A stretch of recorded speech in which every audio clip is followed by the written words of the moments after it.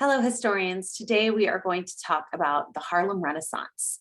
And the Harlem Renaissance makes it sound like it was this one exceptional moment that occurred in one exceptional place in New York City, a neighborhood in New York City called Harlem. And though the Harlem Renaissance was relatively exceptional in a lot of ways, it didn't just occur in Harlem. There were places like San Francisco and Chicago, Oakland, right? Denver, that all experienced their own form of a burgeoning of Black culture, music, literature, and poetry, as well as Black leadership and political activism during the 1920s. So the word Harlem Renaissance really relates to the neighborhood in New York City where a lot of this activity took place, but it's a general term that should apply to communities all across the United States and the nation that saw this uprising of a celebration of Black life and Black culture that today is still significant. It's still infused in our culture today in America. So I'm going to teach you two ways to interpret Harlem Renaissance art and poetry today. But before we do that, I wanted to have a little bit of fun and just play a short little game with you. So as always, I'm your host, Dr. Summer Cherland, and we're going to start with a little game called Harlem or Hip Hop. So what I'm going to do is I'm going to read to you a couple lines from a piece of literature, a poem, or a line or lyric from a hip hop song, either song or a rap.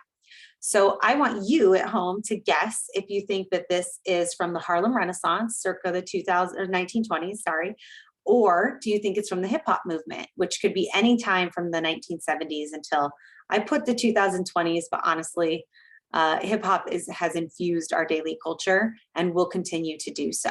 So your job for the very first part of this lesson is to try and determine if this lyric or line is from Harlem or hip hop. Even the genius asks his questions. Even the genius asks his questions. Harlem or hip hop? That's Tupac, hip hop. You are young, gifted, and Black. There is a world waiting for you. Young, gifted, and Black. There is a world waiting for you. That's from James Weldon Johnson. That is from, oh, I lost my mouse, the Harlem Renaissance. All right. Next up. Those that don't got it can't show it. Those that got it can't hide it. Those that don't got it can't show it. Those that got it can't hide it. Harlem or hip hop? That's Zora Neale Hurston, one of the premier writers and speakers of the Harlem Renaissance. All right, how you doing? How about this one? Life without knowledge is death in disguise. Life without knowledge is death in disguise. Hip hop. Call them from their houses and teach them to dream. Call them from their houses and teach them to dream. That's Jean Toomer, a premier author of the Harlem Renaissance as well. To know how much there is to know is the beginning of learning to live. To know how much there is to know is the beginning of learning to live. Hip hop or Harlem? That's Dorothy West, Harlem Renaissance. Make a statement with these nouns and verbs. Make a statement with these nouns and verbs. Kendrick, hip hop. If we must die, let it not be like hogs, hunted and penned in an inglorious spot. Like men will face the murderous, cowardly pack, pressed to the wall, dying but fighting back. Hip hop or Harlem? If we must die, let it not be like hogs, hunted and penned in an inglorious spot. Like men will face the murderous, cowardly pack, pressed to the wall, dying but fighting back. That's Claude McKay. He wrote prolifically during the Harlem Renaissance. Sky is the limit, and you know that you can have what you want, be what you want. Sky is the limit, and you know you can have what you want, be what you want. Biggie, hip hop. Life is for the living, death is for the dead. Let life be like music, and death a note unsaid. Life is for the living, death is for the dead. Let life be like music and death a note be unsaid. I think that's Harlem or hip hop. It's Langston Hughes, one of the probably founders of the Harlem Renaissance. We deserve respect, but we can't demand respect without change. We deserve respect, but we can't demand respect without change. Harlem or hip hop? That's Toni Braxton, hip hop. All right, this is a poem or a piece that you might recognize. Some of you might know this well, others this might be the first time you're hearing it, but by the end of the day today, and the end of our lesson today, you're going to know this piece really well. What happens to a dream deferred? Does it dry up like a raisin in the sun, or fester like a sore and then run? Does it stink like rotten meat, or crust and sugar over like a syrupy sweet? Maybe it just sags like a heavy load, or does it explode? Do you think that's from a song lyric from the hip hop generation? Or do you think that's from a poem in the Harlem Renaissance? That's Langston Hughes, and the poem is called Harlem. Rather, the poem is called The Dream Deferred, and it's from the Harlem Renaissance. So how'd you do? Well, you're all winners to me, whether or not you got all of them right or all of them wrong, because this is just an opportunity for you to see that the lyrical nature of the Harlem Renaissance writings and poetry have infused the lyrical nature of the hip hop movement of the 21st century, 20th and 21st century. So what I want to do with this lesson is just to kind of show you that even though we call it the Harlem Renaissance, and that really grounds it in this neighborhood in New York City, and it really grounds kind of this temporary piece, right, that it happened in the 1920s, that it involved the Great Migration and infused jazz into the American culture. It really is not just this blip in a historical moment. The Harlem Renaissance permeates so much of what we understand and know today.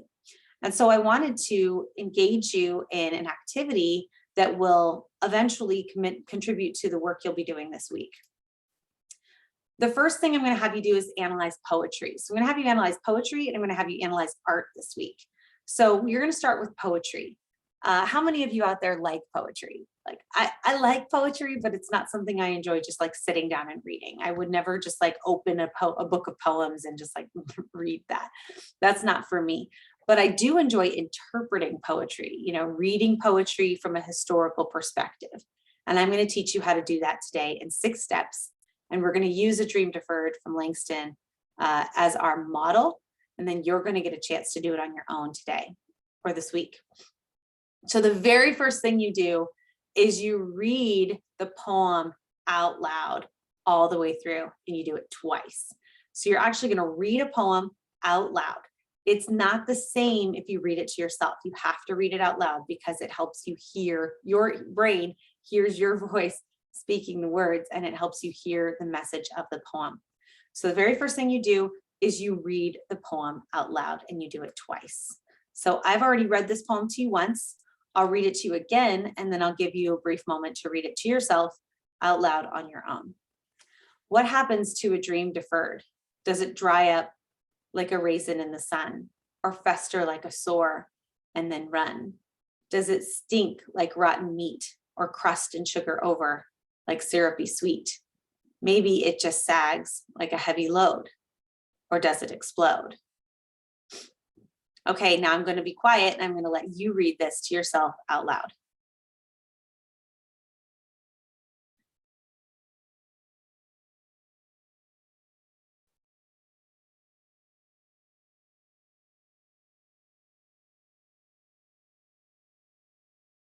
If you want to read it again, go ahead and pause the recording. Otherwise, let's see what we do next. So you read the poem out loud twice.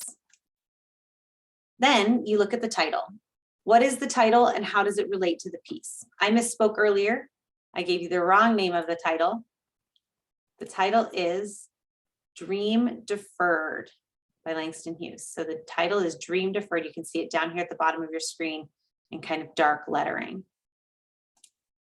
Okay, so the question we're supposed to be asking ourselves is, what is the title and how does it relate to the piece? So the title is Dream Deferred. How do you think that relates to his piece? The next question, and this requires you, the historian, to do a little bit of research, has to do with the speaker of the piece. Now, the speaker can be both the author, the person who wrote the piece, and like the character through whom he's speaking. So he might be speaking through, or she might be speaking through a fictitious character, a person that that poet made up. They might be speaking through God, right, or the higher being. So you have to figure that out as a historian, like who's speaking this piece, who's telling this piece, and why does that matter to me? So we can assume maybe that Langston's telling this piece. Langston's the speaker of this poem. What does his or her role tell us about the point of view? So knowing who Langston Hughes is kind of significant to understanding question number 3. Who is he? What is he telling us? What is his role in the Harlem Renaissance or in Black history in this time, in history at this time? And then who is his audience? Who is he trying to speak to? Is he talking to me? Is he talking to you? Is he talking to his brethren of the Harlem Renaissance? Who's his audience? Those are some things you as a historian have to investigate. So do a little Googling, research Langston Hughes, learn more about him and his motivations, and that will help you address question number 3. The next the next 3 questions are really your interpretation. So you get to the chance to interpret the piece after you've done the other 3 steps. You just have to read the poem first, then you have to analyze the title, right? You have to look at how the title, which is the author's choice, relates to the words, which are also the author's choice. Then you have to look a little into the biography of the author and the assumed biography of the character through whom he or she is speaking. And then you need to set or interpret for yourself the mood or the tone of the piece. So you go back to it and you think to yourself, how does this piece make me feel? What are the emotions associated with this piece? You can do this with a hip hop song or a rap. You can feel this in music just as well as you can feel it in poetry. What's the feeling of this piece? Do you feel a tone shift at any point? So think about this. What tone do you get? What emotions come from reading this short poem by Langston Hughes? I think there's a tone shift personally. I think it begins with kind of a depressing tone and ends with an angry tone or threatening maybe, right? That's what I think. Now you might not agree, and that's okay. So you do that. You read the poem, you think about the tone, you think about the mood, you interpret the shifts. And once you've done that, the next thing you do is you go line by line through the poem and you attempt to restate the poet's words in your own. So whatever he, she, or they was writing, that's their job. You as the audience, it's your job to understand what it is they're trying to say. Now, I'm not asking you to put this out on social media. I'm not asking you to publish your own interpretation of Langston Hughes' Dream Deferred. I'm just asking you to try to understand each single line. What is he saying, right? And then once you've done that, you connect the dots. You look at the universal conflict, right? What is the problem being addressed in this poem? What is he describing? At no point in this poem does Langston Hughes use the term people. Does he use the term Black?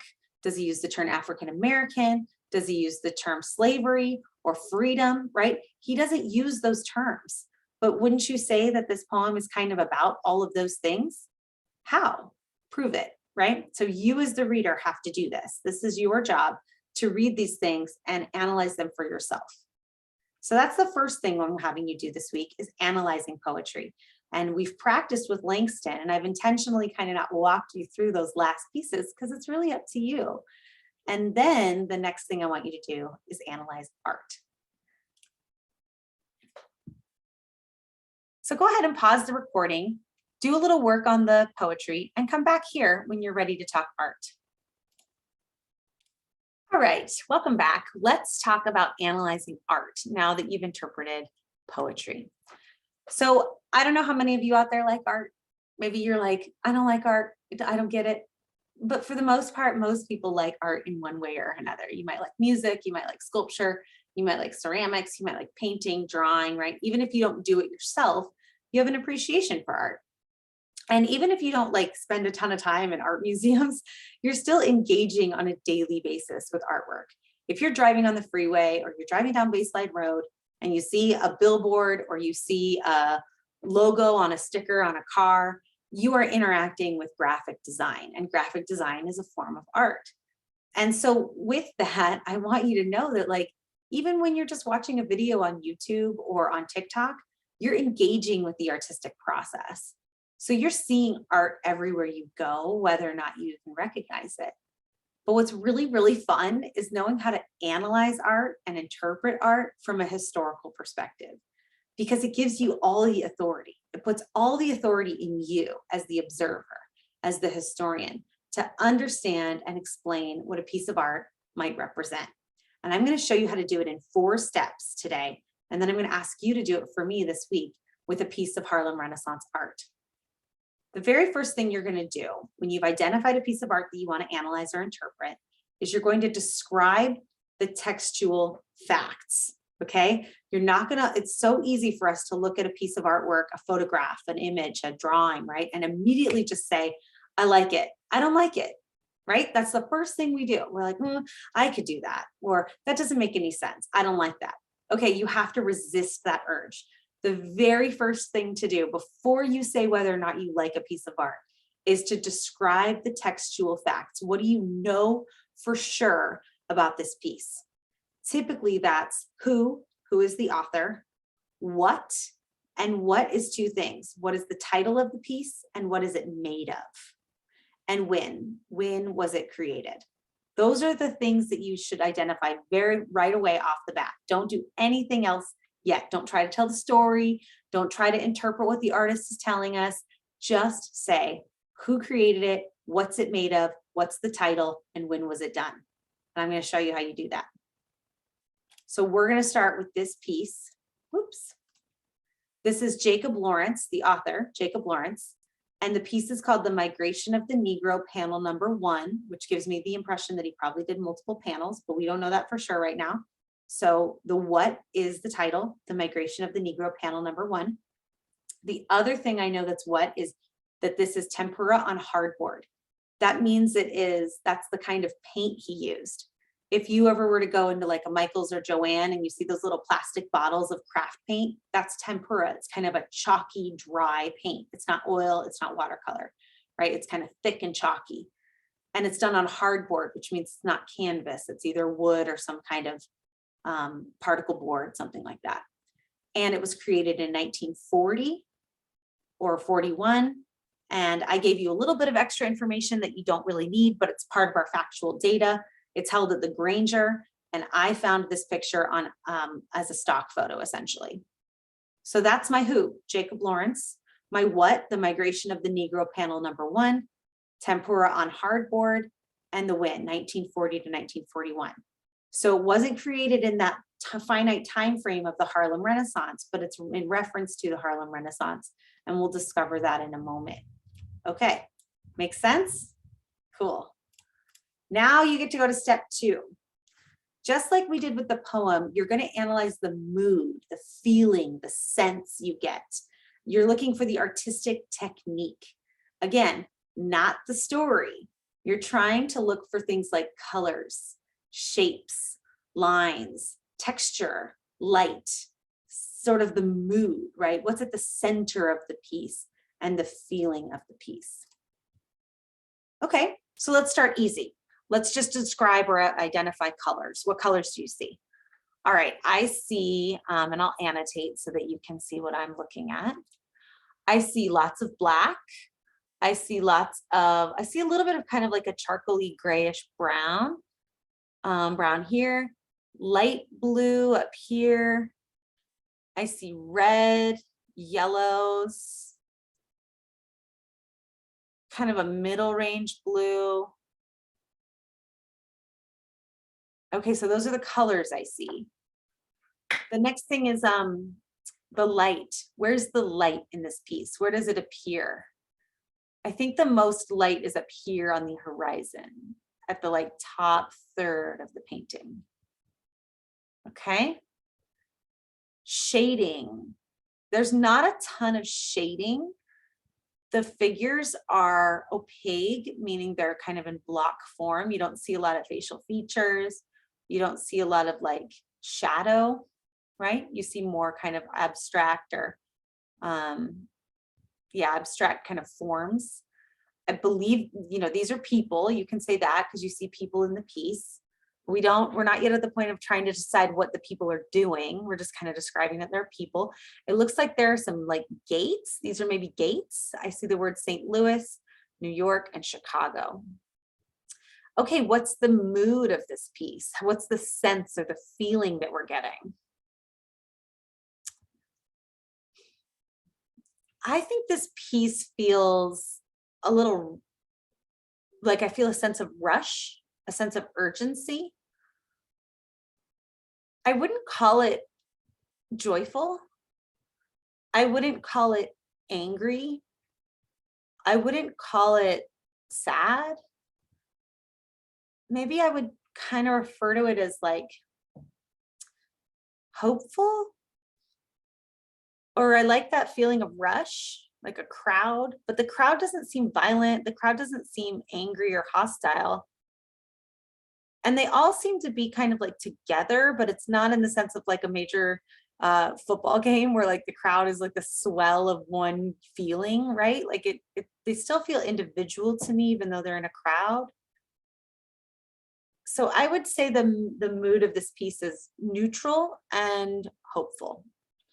That's my opinion. What do you think? All right, now is when you finally get to tell us what you think this piece is about. You're looking for the message, the meaning, the statement, the feelings. And if we were in person, I'd have you guess what the blanks are, how to fill in these blanks, but I'll just tell you. What is the story the artist is trying to tell? What is the story the artist is trying to tell? What is the story the artist is trying to tell? Well, if you have some of your own backstory, knowing what happened in the 1920s with African Americans leaving in large droves, fleeing the South to places like Chicago, New York, and St. Louis, and all across the West as well, Las Vegas, Oakland, San Francisco, LA, right? You know that what the artist is trying to tell us is the story of the Great Migration, right? You know that. And so I would say that Lawrence is trying to tell us the story of the Great Migration. And I think that's why the piece isn't overwhelmingly emotional, right? I think it's relatively factual as a piece. And then you get to tell us your opinion. Now is when you get to be the historian and the judge. You get to tell us context and value. Do you like it? Yes or no? I love it. I love the abstract drawings or figures. I also love the colors, right? I love the representation. Is it historically relevant? Yes. Every piece you're going to interpret from the Harlem Renaissance is historically relevant. But why? You have to tell me why. As a historian, you have to do some research. You have to tell me what the piece is about and why that's historically relevant. Why does it matter that Lawrence painted this panel of many to represent the Great Migration? What is he trying to tell me, and why should that even matter to me as a historian? So remember, 4 steps. You're going to do that with your own selected piece of artwork from the Harlem Renaissance. Here are some examples that you could look at. Aaron Douglas, a very well-known artist from the Harlem Renaissance era and into the Great Depression. His pieces are typically oil on canvas. Very different feeling, right? Very different feeling from this to this, right? And then we have Augusta Savage, who made this sculptural piece in the 1930s called The Harp. And so you can take a look at my slides and interpret, like practice with those two. Try the Savage piece and the Douglas piece. And then later this week, you'll get a chance to select your own piece of Harlem Renaissance artwork and share with the rest of your class what you think this piece is about. All right, historians, this has been really fun. I look forward to seeing what you learned this week and interacting with you more. Bye-bye.